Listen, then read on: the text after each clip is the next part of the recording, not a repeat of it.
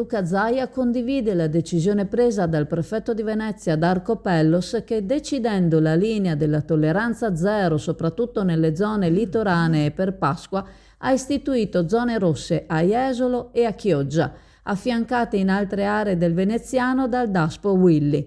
Zaia afferma che in questo periodo e durante l'estate si assiste a fatti quali risse, aggressioni, pestaggi da parte di gang nelle località turistiche e spera che le misure prese, quindi l'irrigidimento dei controlli e una presenza più massiccia delle forze dell'ordine sul territorio, possano fare da deterrente. Non sia mai che i turisti che arrivano nei nostri lidi debbano trovarsi invischiati in scene di guerriglia urbana. Sarebbe controproducente e vanificherebbe i risultati finora raggiunti.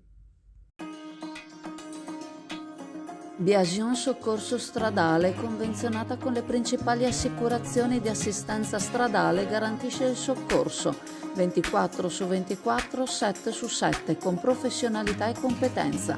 Carrozzeria Biasion e anche molto altro a Piove di Sacco, Padova, Ponte San Nicolò, Cavarzere, Chioggia, Campolongo Maggiore.